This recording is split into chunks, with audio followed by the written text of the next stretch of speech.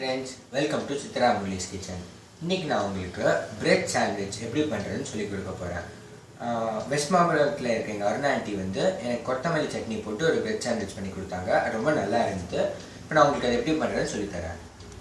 அதுக்கு என்னெல்லாம் வேணும்னு சொல்கிறேன். இப்போது பிரெட் ஸ்லைஸு, அப்புறம் சீஸ் ஸ்லைஸ், வெங்காயம், தக்காளி, சாஸு, அதுக்கப்புறம் வந்து கொத்தமல்லி தொக்கு. இந்த கொத்தமல்லி தொக்கு எப்படி பண்ணோங்கிறத முன்னாடி வீடியோவில் எங்கள் அம்மா சொல்லி கொடுத்துருக்காங்க, அதை பார்த்துக்கோங்க. இல்லை தடவுறதுக்கு முன்னாடி இந்த தொக்கில் வந்து கொஞ்சம் தண்ணி சேர்த்துப்போம். இப்போ தடவுறதுக்கு ஈஸியாக இருக்கும். நம்ம தடவலாம். அதை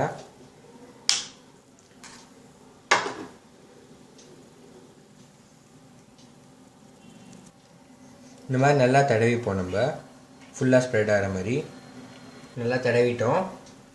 இது மேலே இப்போ சாஸ் விட்டுக்கலாம். இதை ஸ்ப்ரெட் பண்ண வேணாம், அப்படியே அங்கங்கே விட்டுக்கிட்டா போதும்.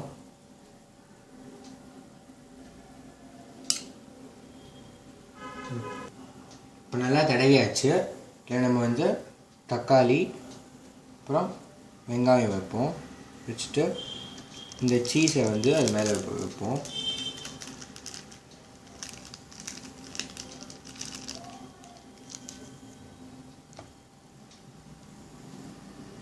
சீஸ் வச்சுட்டு இப்போ இதை மூடிடலாம். இப்போ நம்ம இது வந்து இந்த மாதிரி சப்பாத்தி மேயத்தில் வைக்கலாம், இல்லாட்டி தோசை கல்லையும் நம்ம போட்டு நம்ம அமுக்கிக்கலாம். நான் அதுக்குள்ளே வச்சுருக்கேன். நம்ம இது வந்து ரெண்டு பக்கமும் நல்லா வேக வச்சு திருப்பி போட்டு வெந்துக்கலாம். இப்போ ஒரு பக்கம் வெந்திருக்கும், நம்ம இப்போ திருப்பிடலாம். இதை பாருங்கள், நல்லா வெந்திருக்கு. திருப்பி அதை பண்ணலாம். இப்போ ரெடியாக இருக்கும், நம்ம எடுத்துடலாம். அதை பாருங்கள், நல்லா வந்திருக்கு. இப்போது நம்மளோட பிரெட் சாண்ட்விச் வந்து ரெடி ஆகிடுச்சு. இதில் வந்து அந்த சீஸு, கொத்தமல்லி, அதுக்கப்புறம் இந்த தக்காளி, வெங்காயம் எல்லாம் நல்லா கலர்ஃபுல்லாக இருக்குது. நல்லா டேஸ்ட்டாக இருக்கும் அது.